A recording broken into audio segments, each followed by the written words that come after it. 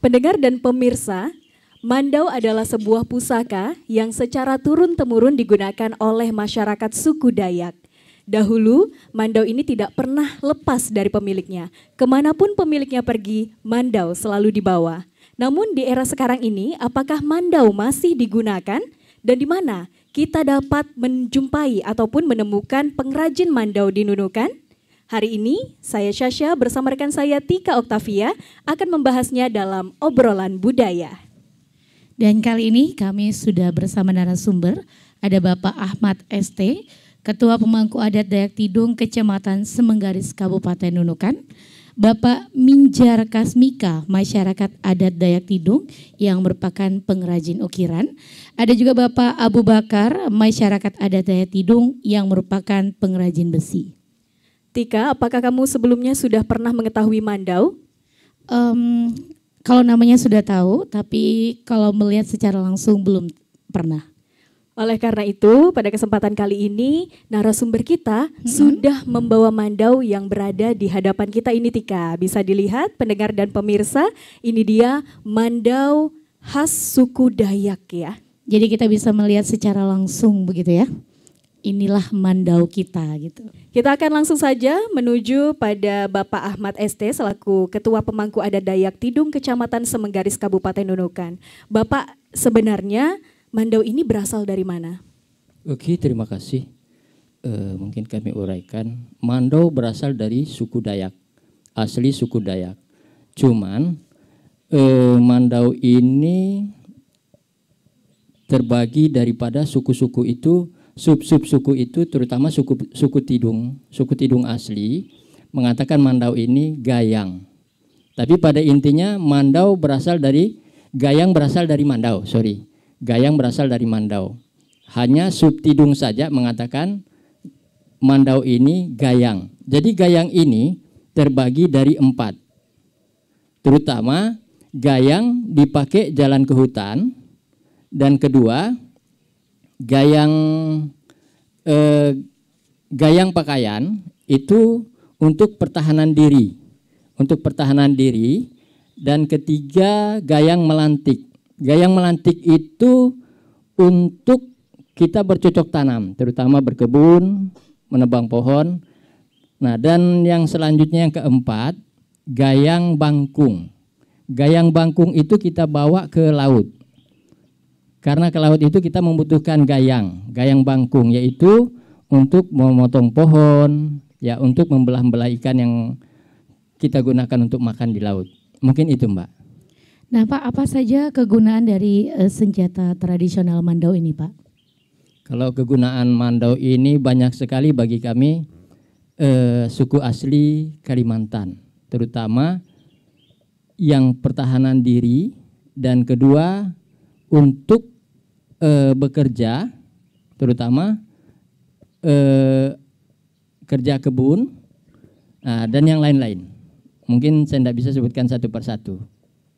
Artinya di zaman sekarang ini mandau masih digunakan begitu Pak? Siap, masih digunakan. Bahkan kami itu kemana-mana tidak akan bisa lepas dari pinggang itu mandau.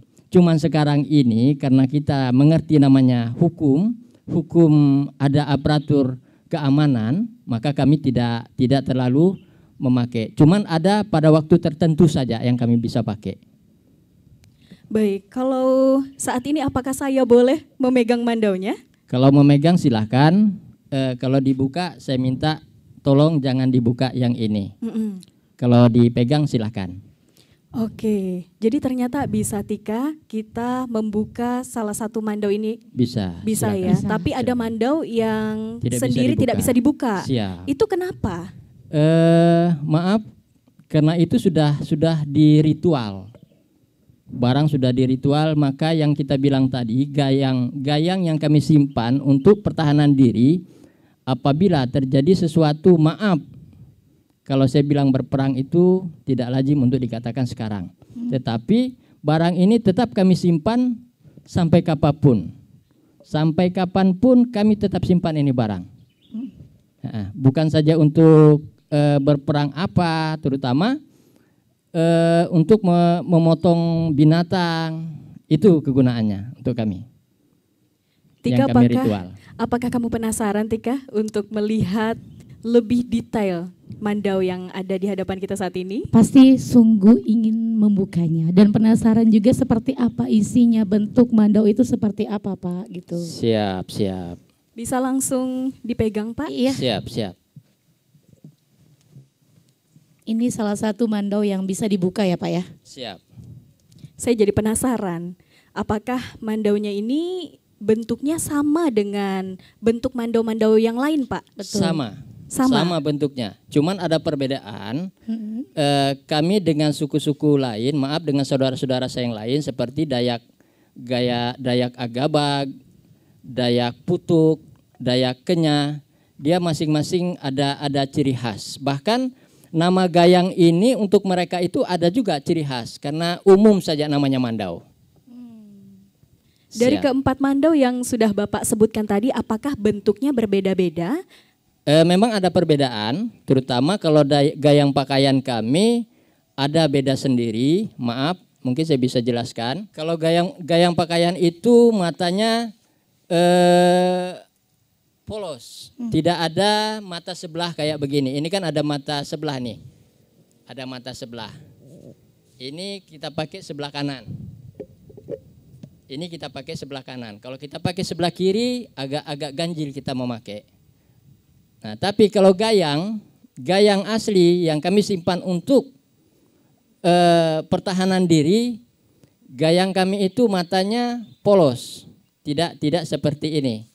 Nah, hanya ini gayang untuk kita pakai memotong-motong pohon. Gayang untuk pakai pohon. Maka perbedaannya. Begitu juga gayang bangkung. Kalau bangkung itu agak lebar sedikit ini. Dia punya ujung. Karena untuk memotong pohon itu biar berat sedikit kepalanya.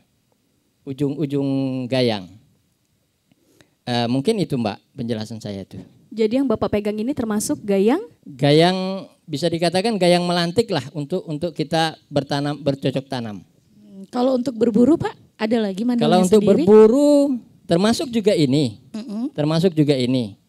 Gayang. Cuman ya adalah terkhusus sendiri. Ada terkhusus sendiri. Tapi pada intinya sama, umumnya sama. Tidak ada beda.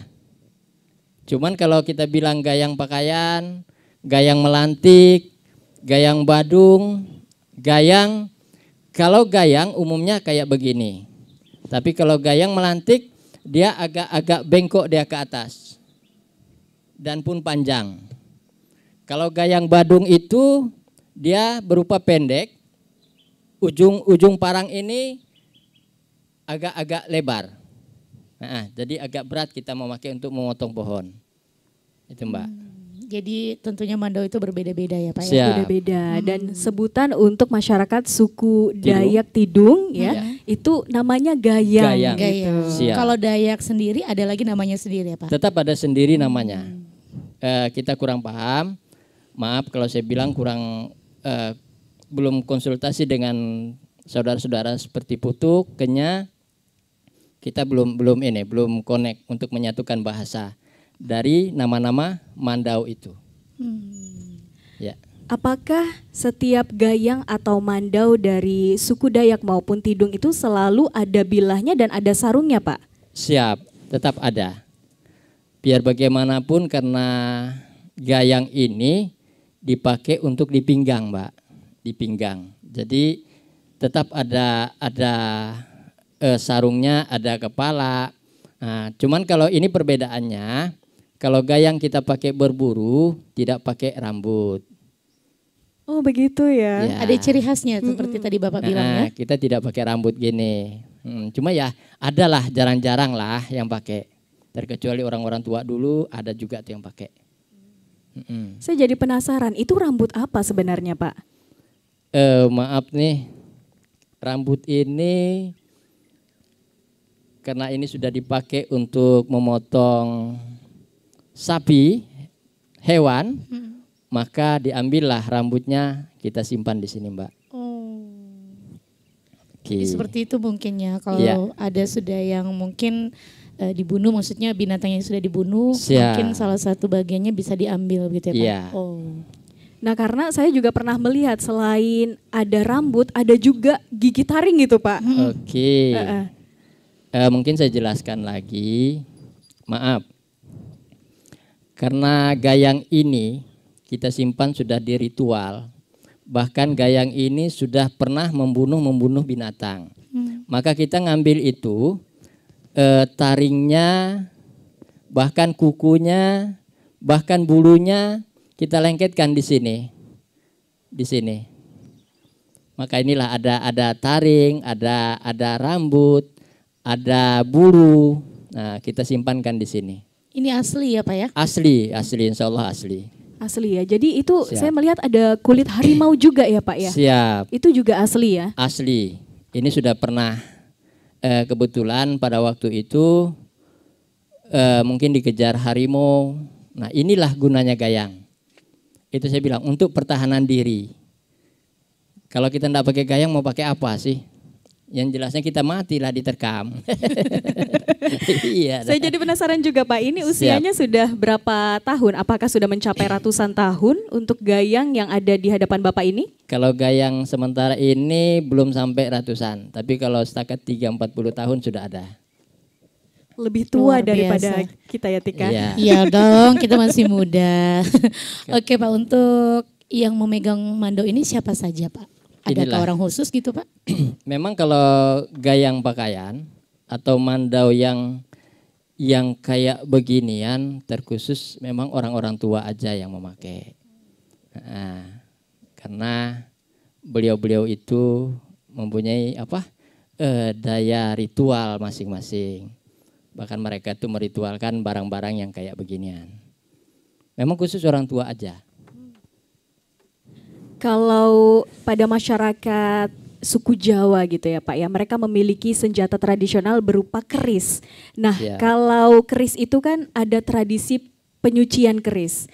Apakah pada masyarakat adat Dayak Tidung ini juga ada proses ritual pembersihan ataupun penyucian dari mandau atau gayang ini Pak? Siap.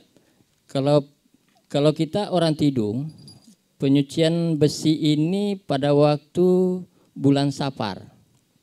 Pada waktu bulan Safar itu, maka itulah orang-orang tua kita itu ritual untuk mensucikan parang-parang yang ada ini. Karena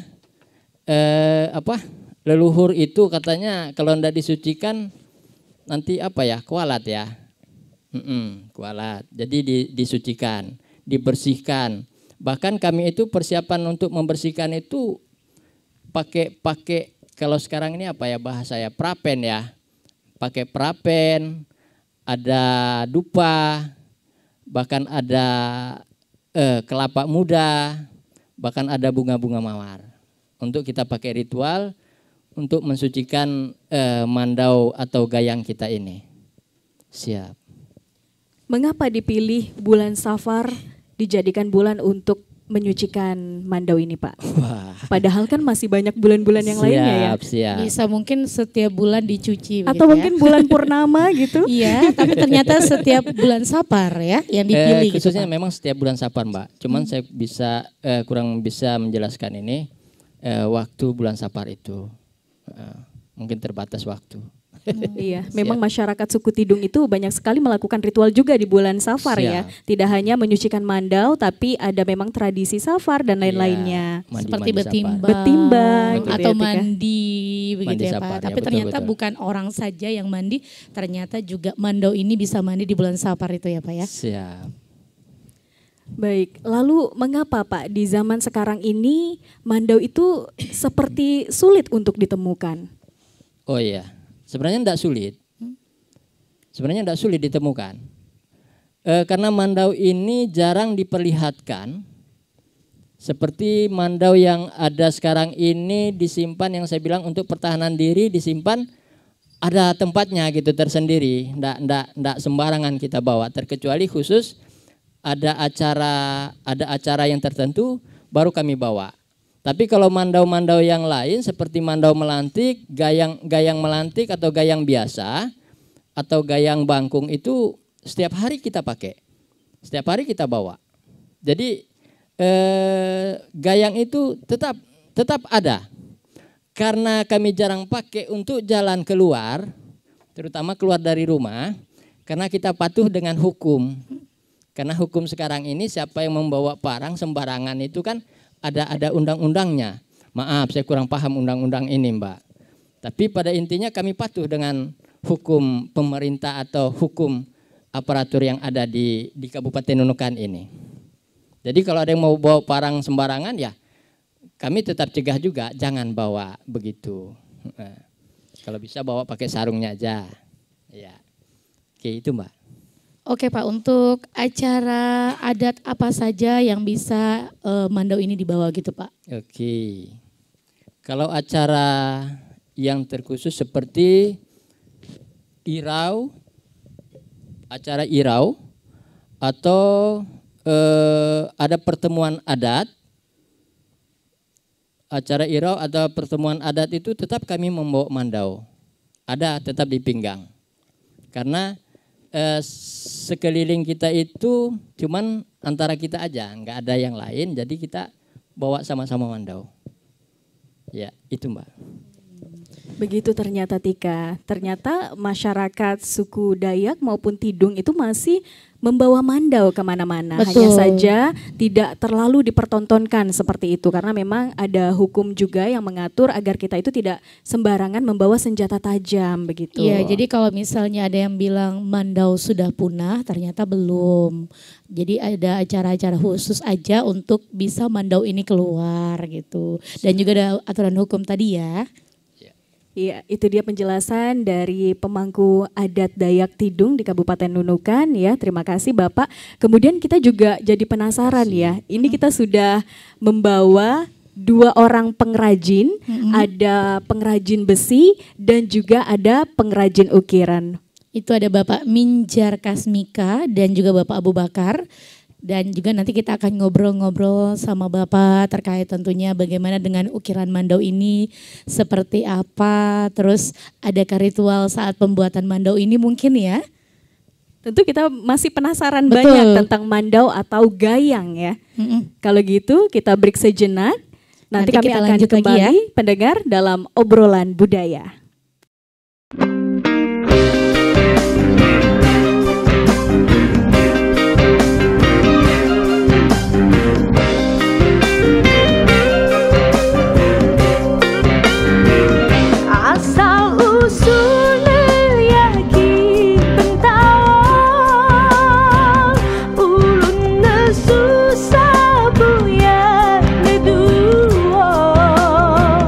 Into goes to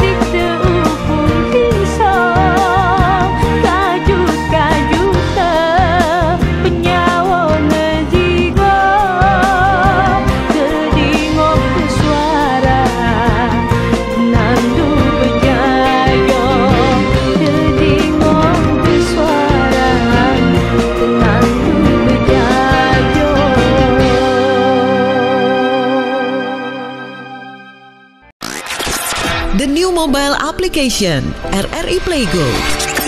Dapatkan fitur-fitur baru di New RRI Playgo. Daftarkan akun dengan nomor handphone atau email untuk menikmati semua fitur dan konten yang ada dalam aplikasi RRI Playgo. Nikmati siaran radio live streaming atau tonton yang Anda dengar dari seluruh program jaringan RRI yang disertai dengan fitur live chat untuk berinteraksi dengan penyiar atau sesama pengguna. Dengarkan musik favorit melalui playlist dengan berbagai genre dan dekade koleksi kami. Simak berbagai siniar dan berita dalam bentuk podcast audio dan video. Dapatkan beragam berita terkini. RRI Playgo kini dilengkapi dengan fitur sosial media yang memungkinkan pengguna untuk saling follow, like, comment, dan sharing konten. RRI Playgo menyediakan fitur favorit sehingga memudahkan pengguna untuk mengakses kembali konten yang disukai di menu library. Download RRI Playgo terbaru di Google Play Store dan Apple Store. RRI Playgo, play, enjoy.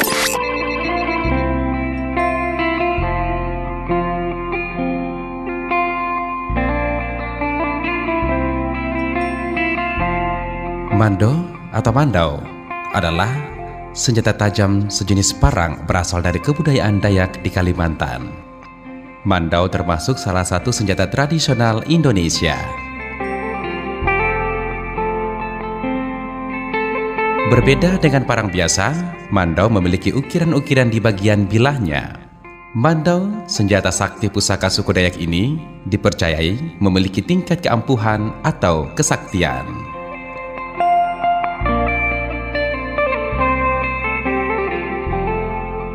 Kesaktian mandau diperoleh dari proses pembuatannya yang melalui ritual-ritual tertentu.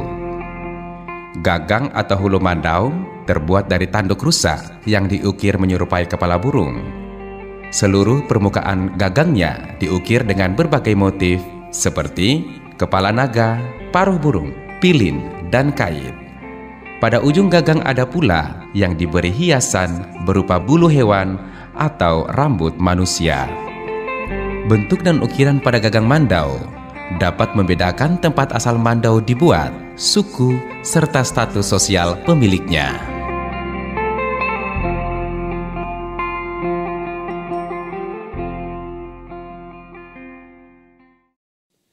Kita masih di obrolan budaya dan kita membahas tentang hilangnya pengrajin mandau di Nunukan.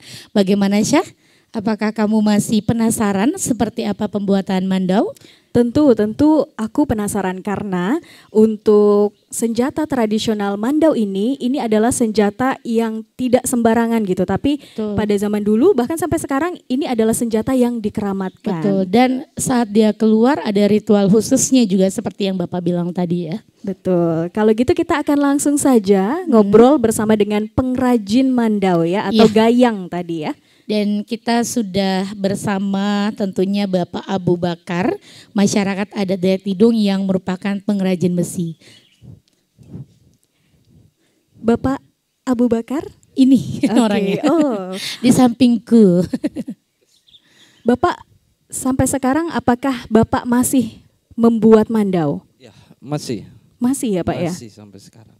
Itu awal mula Bapak bisa menjadi pengrajin besi itu gimana ceritanya Pak? Dulu masih SD cuma ikut sama paman gitu. Ikut-ikutan sama paman sampai sekarang akhirnya kita pandai sendiri. Kebiasaan dan membuat sendiri sampai sekarang itu. Itu belajar khusus kah Pak atau langsung belajar sama paman sendiri kah? Kalau untuk saya sendiri enggak pernah belajar khusus. Oh. Cuma melihat sama paman aja. Oh, cara-caranya ya. Apakah di dalam keluarga Bapak Abu Bakar ini sendiri saja yang bisa membuat mandau selaku pengrajin besi atau mungkin ada lagi dari keluarga lainnya yang bisa juga seperti Bapak? Ya, banyak. Yang setahu saya di Nunukan ini ada beberapa tempat khusus untuk mandau. Terutamanya di Sedadap ada satu orang, di daerah Binusan satu, Sungai Patimah satu, Sungai Bilal satu, dan Sungai Bolong satu. Banyak juga ternyata Tika ya. Betul. Pengrajin Dan besi ya. salah satunya yang kita undang saat ini di obrolan budaya kita ada Pak Abu Bakar ya.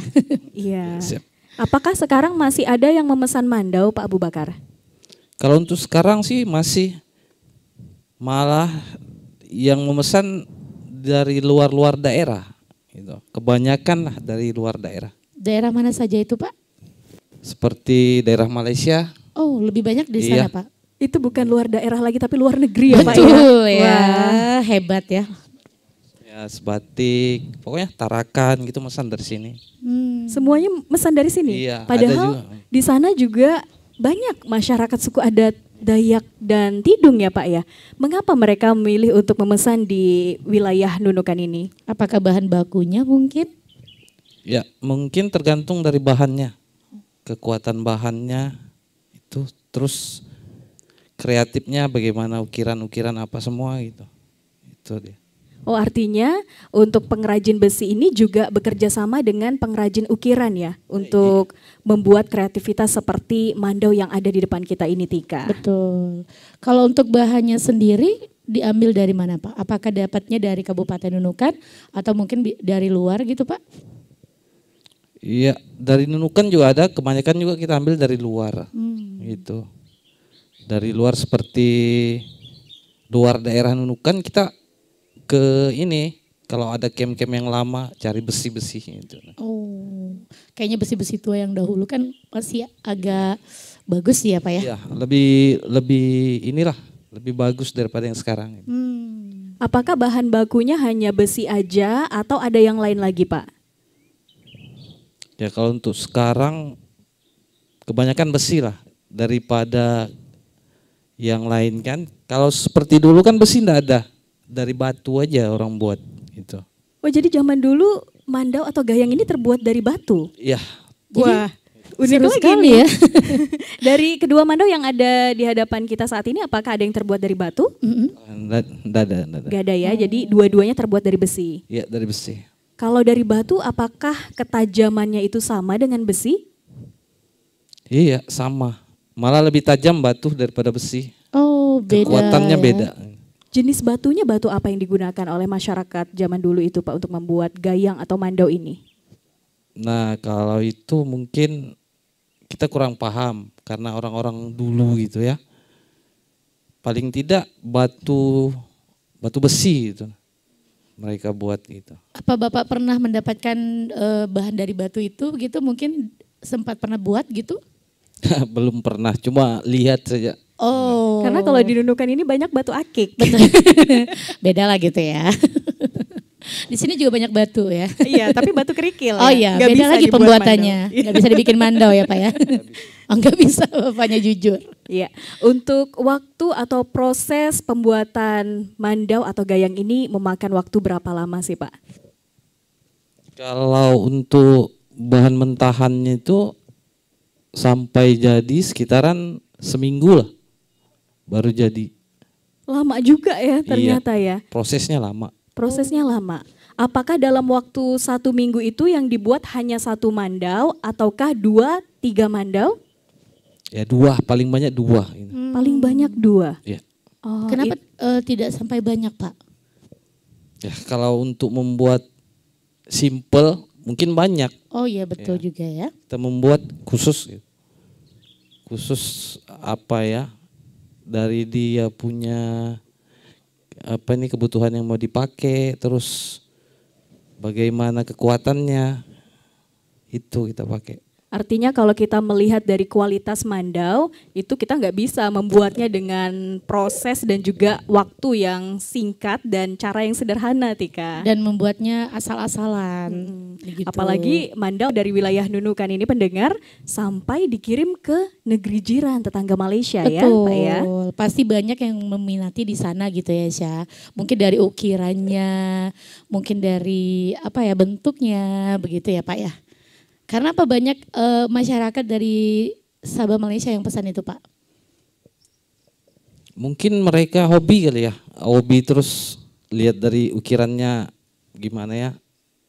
Ya bagus, ukiran istilahnya ukiran dari Kaltara lah. Gitu. Oh, begitu. Apakah pada saat proses pengrajinan besi ini ada ritualnya, Pak? Kalau ritual apa ya? Memang ada. Tapi khusus besi yang untuk ritual. Kalau besi-besi biasa kita tidak bisa ritual. Besi ada khusus besinya. Oh, jadi besinya ini juga beragam ya? Iya, beragam. Oke. Itu besi yang beragam itu besi seperti apa, Pak? Apakah tingkat ketebalannya atau seperti apa? Ya, seperti tingkat ketebalannya. Kalau seperti biasa-biasa aja besi barbar senso itu biasa aja. Paling tidak besi-besi lama itu seperti rel kereta api kan tebal gitu. Apa saja ritualnya tuh Pak? Susah kita mau ini karena ritualnya bukan tidak terbuka sama. Apakah ada dibacakan mantra-mantra khusus seperti itu, Pak? Atau besinya dimandikan dulu? Atau ada proses pemotongan hewan sebelumnya agar mandau ini bisa jadi? Oh, enggak. Kalau untuk pemotongan hewan tidak. Cuma besi kita ada bacaan mantranya sendiri. Oh, mungkin supaya besinya menurut kali ya. Karena besi pun ada namanya kan. Oh. Jadi ketika membacakan mantra itu Bapak sendiri yang membacakan? Iya, siap. Iya. Iya. Apakah bisa diperdengarkan singkat, Pak? Apakah itu boleh ritualnya dibacakan di sini, Pak? Oh, minta maaf enggak bisa. Oh, tidak nggak bisa. bisa ya. Karena memang harus spesial untuk besinya sendiri gitu. Iya, iya. Mungkin itu adalah salah satu seperti spiritual gitu. Betul. Mungkin antara Bapak dengan Sang Halik seperti itu, Pak. Jadi nggak bisa diketahui oleh Betul, banyak betul. orang gitu ya. Oke. Jadi selain pengrajin besi Bapak Abu Bakar, kita juga saat ini bersama dengan pengrajin ukiran mandau ini. Betul. Jadi kalau melihat mandau ini sangat menarik dan unik, ada ukirannya. Salah satunya yang mengukir adalah Bapak Minjar Kasmika, masyarakat adat Dayak Tidung yang merupakan pengrajin ukiran. Halo Dan Bapak. sampai banyak dipesan Halo, ya, Syah. Oke. Bapak sudah berapa lama menjadi pengrajin ukiran mandau ini? Kalau untuk mengukir ini ya bisanya itu dari tahun 2009. Baru ya? Baru saja, cuman kalau ikut belajar itu sudah mulai saya SMP. Dari almarhum Kai, lihat-lihat terus belajar. Cuman bisanya bisa mengolah sendiri ukiran ini di tahun 2009 sampai sekarang. Artinya menjadi seorang pengrajin ini juga turun-temurun dari keluarga ya Pak ya? Iya, iya, itu pasti. Kalau di kalangan kami itu, kalau misalnya dari nenek moyang kami itu ada salah satu yang pengrajin besi, pengukir, itu pasti ada turun di salah satu cucu-cucunya. Dan juga mungkin saya tambahkan sedikit, kalau masalah pengukir ini biasanya ada yang bisa mengukir saja, biasanya ada juga yang langsung satu paket sama besi-besinya. Dia bisa. Kalau Bapak apakah bisa satu paket atau hanya mengukir saja? Hanya mengukir saja. Oh hanya mengukir ya. Kalau sekarang Bapak ini menjadi pengrajin ukiran, apakah Bapak juga punya murid gitu? Atau mungkin kita berdua bisa jadi muridnya gitu? Gak bisa ya. Bapak aja harus belajar dari SMP. Kalau kita belajar sampai kapan? Sama Bapak? Sama Bapak. Kalau untuk itu yang seperti ini mungkin pas dengan tema kita hari ini kan, kenapa hilangnya apa tadi? Pengrajin mandau. Itu mungkin itulah salah satu sebab faktor, karena anak-anak zaman sekarang ini tidak mengabaikan ini. Ya kan, seperti kami ini kan meskipun dikategorikan masih muda lah. Cuman kan kami berharap itu yang muda-muda ini setiap ada pengrajin besi mereka datanglah. Sebenarnya mereka lah yang menghidupkan ini. Ini kan salah satu kearifan lokal kita yang ada di Kabupaten Nunukan. Itulah sebenarnya, karena kalau sampai dikatakan hilang memang tidak hilang. Cuman pengrajin-pengrajin ini juga sangat berharap generasi yang akan datang ini mau belajar. Itu yang sebenarnya kami harapkan. Oke Pak, untuk mandau, setiap mandau itu kan pasti punya ukuran. Apakah ukiran semua ada di mandau itu? Apakah beda-beda ukirannya? Tidak semua. Tidak semua, karena Mandau saja ataupun gayang tadi itu sudah terbagi beberapa bagian. Ya, kalau yang tidak berukir itu biasanya itu di melantik sama bangkung, gayang bangkung. Kalau yang gayang yang biasa kita masuk dalam hutan, berburu sama gayang pakaian atau gayang tampan itu tadi, itu pasti berukir. Pasti berukir. Gitu, jadi nggak semua gayang atau mandau ternyata yang punya ukiran. Betul, ada mandau-mandau khusus begitu ya Pak ya? Sebenarnya filosofi dari ukiran pada setiap mandau itu apa sih Pak? Setiap filosofinya berbeda-beda Mbak. Terkadang kita ada memasukkan seperti bunga kayu apa ya, pohon pakis ya, pohon pakis, terus tuh bunga kunyit, pegalian, ada lagi seperti lintah, itu ada semua, lintah pokoknya, serta taring menaring itu tadi, bentuk taring, bentuk kuku hewan, itu ada semua di situ. Yang seperti yang dijelaskan sebelumnya, kalau sudah pernah berburu hewan ataupun kita sudah pernah memotong hewan, ukiran itu yang salah satu dianggap sakral itu dari hewan. Salah satunya, yaitu seperti beruang. Itu kan dia mempunyai kekuatan itu Mbak. Beruang dia mempunyai kekuatan, makanya dimasukkanlah di situ. Nah, ada juga gayang ini, dia tidak langsung diukir, separuh saja. Nanti setiap dia, kalau di zaman dulu itu ada berburu dapat hewan ini yang dianggap kuat ataupun harimau seperti beruang, dimasukkanlah itu, diambil itu barang. Oh, artinya ukiran ini merupakan gambaran kehidupan juga ya? Proses-proses yang sudah kita lalui, yang dilalui oleh si pemilik mandau tersebut digambarkan sebagai ukiran mandau ya Pak? Iya, seperti kalau bunga pakis itu kan filosofi. Ya mungkin anggapan orang kalau mendengar bunga pakis ini kenapa harus ada di situ, orang beranggap oh ini paling untuk sayur-sayuran. Padahal tidak Mbak. Kalau kami di masyarakat Tidung ini, kalau setiap ada di gayang yang ada bunga pakis, berarti itu gayang si pemiliknya itu harus mampu, kalau di zaman ngayau dulu, zaman berperang, itu harus mampu menebas seperti pakis. Karena pakis itu lembut, saat dipotong lembut. Jadi satu kali tebas dia harus tebas habis. Jadi harus habis. Nah, itulah gambaran filosofinya. Nah, kalau seperti bunga kunyit ini kan orang agak bingung nih kenapa harus ada di situ. Nah, kalau bunga kunyit ini kenapa dia setiap mandau itu ada? Kalau kami itu dianggap karena barang ini kan sering berritual Mbak. Terkadang kami itu kalau meritual mandau, kalau tidak sempat memakai macam keadaan terdesak, macam dalam hutan, bisa kami gunakan. Jadi di dalam mandau itu ukiran itu sudah ada itu bunga kunyit.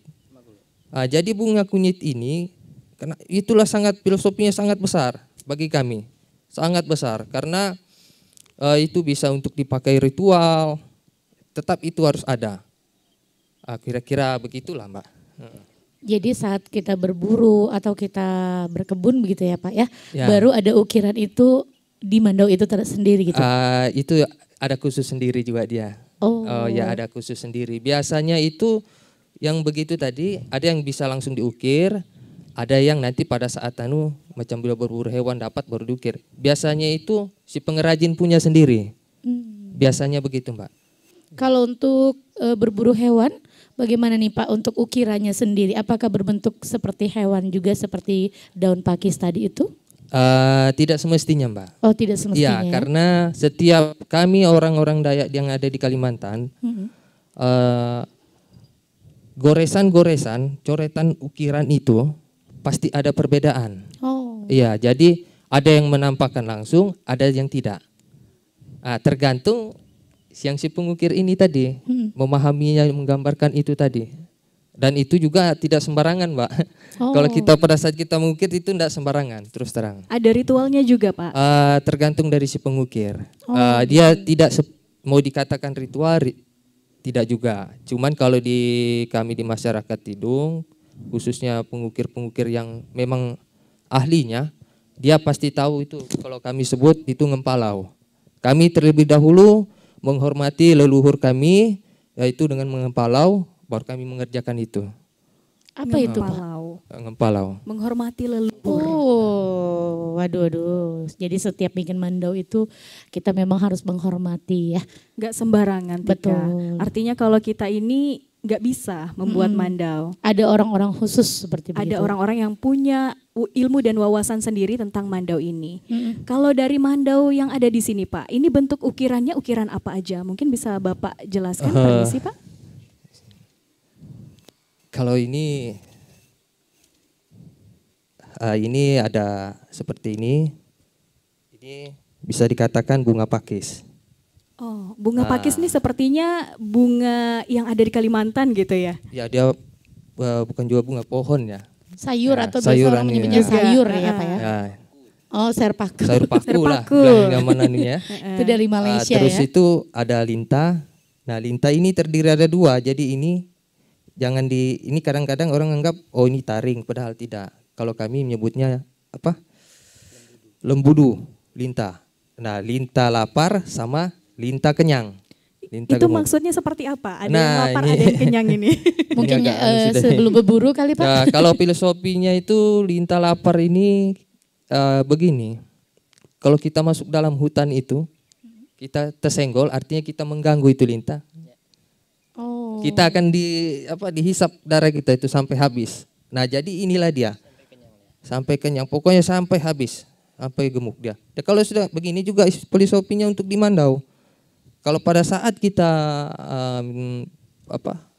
berperang atau jalan harus sampai tujuan ataupun harus kita menang. Harus sampai tujuan kita menang. Itu dia. Nah, kalau yang untuk lapar ini artinya filosofinya mengimbangi ini tadi yang lapar ini, kalau yang kenyang ini. Nah, itu ya. Terus tuh ada bentuk ini bisa dikatakan bentuk kuku. Kuku. Oh iya, kuku binatang ya? kuku hewan. Kuku hewan. Kuku beruang sama ada di sini ya, ini agak kecil ini. Kalau kita bilang kucing hutan ya. Kucing hutan ini. Termasuk ada juga gajah. Ada gajah juga. Ada juga gajah. Karena kita kan di Kabupaten Nunukan ini kan ada juga habitat gajah zaman dulunya. Jadi itu tidak lepas daripada kami juga. Seperti ini dia. Wah, ternyata memang bentuk ukiran ini juga dari kreativitas pengrajinnya gitu, dan juga gambaran hidup dari yang punya mandau. Biasanya para pengrajin ini Tika yang menambahkan gambar-gambar khusus di mandaunya. Betul, saat dia berburu atau masuk hutan begitu ya, mungkin baru bisa diukir begitu mandaunya. Ada yang seperti itu ya. Dan di mandau ini juga saya melihat ada sebuah pisau kecil ya, belati atau seperti apa? Kalau yang ini kalau kami menyebutnya pisau pais. Pais. Iya. Ini biasanya kalau ada pisau pais begini antara 2, kalau dia tidak orang yang sering masuk hutan, biasa kan ngambil rotan ini. Untuk dipakaikan meraut rotan. Terus tuh kalau ada pisau pais di mandaunya, biasanya juga orang itu dia itu tadi Mbak yang saya bilang, kalau dia yang belum berukir tuh berukir separuh, sambil dia mengukir sendiri. Oh. Itu. Dan kegunaan yang lain juga banyak pisau pais ini. Dan untuk membuat ukiran ini Pak, apakah ada tantangan khusus untuk Bapak sendiri gitu? Kalau untuk tantangan khususnya itu ya banyak sekali lah. Salah satunya itu tadi kalau kami bilang itu buntir lah. Buntir. Apa itu Pak? Buntir, apa itu buntir ya? Itu ini ya bukan untuk merendahkan diri sendiri lah, cuman itu memang lumrah lah kalau untuk saya pribadi. Kalau sudah datang itu agak lambat lah, itulah kendala utamanya. Malas sekali ya. Ya kurang lebih begitulah. Kedua terutamanya kendalanya itu masalah alat ukir. Karena ini kami sekarang ini yang zaman sekarang ini kan masih menggunakan alat-alat yang lama seperti pisau pais tadi. Begitulah. Wah, ternyata seru banget ya. Proses pembuatan mandau ini untuk kita ketahui, Tika.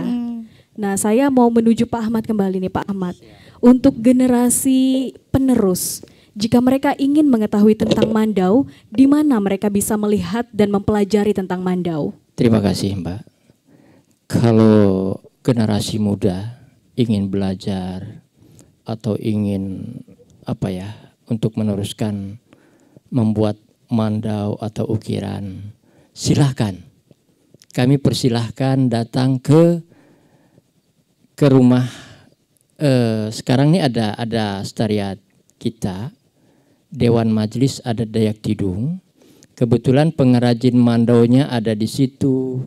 Kebetulan pengrajin besi, pengrajin ukir siap melayani siapa saja mau belajar di Sekretariat Dewan Majelis Adat Dayak Tidung di Jalan Bahari.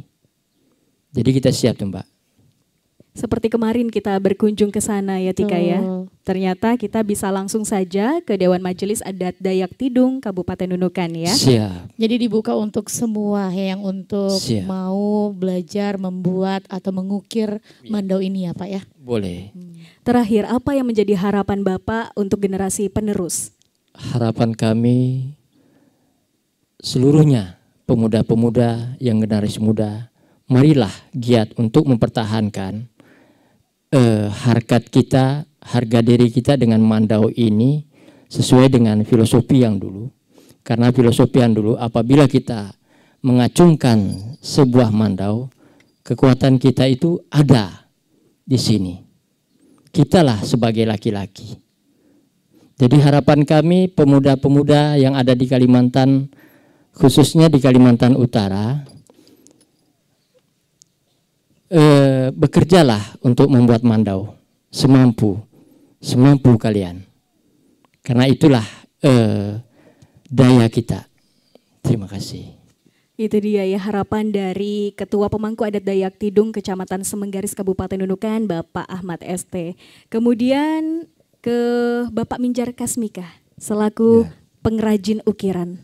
Apa harapan Bapak kepada generasi penerus? Ya, untuk harapan saya mudahan adik-adik saya sebagai generasi penerus mau mengembangkan diri, belajar dengan membudayakan budaya kita sendiri. Artinya jangan sampai hilang. Ya mungkin itu sajalah, Mbak. Dan yang terakhir, Tika? Dari Bapak Abu Bakar, Pak, bagaimana harapannya? Ya sama seperti Pak Minjar tadi, jangan sampai hilang budaya kita di sini. Itu aja Pak? Iya, itu aja. Ya, kita harapkan agar mandau atau gayang ini bisa terus menjadi jati diri bagi pemuda masyarakat suku Dayak dan Tidung yang ada di wilayah manapun di Indonesia ini ya, Tika ya. Dan kita tetap menjaga mandau ini sampai nanti ke cucu kita begitu ya.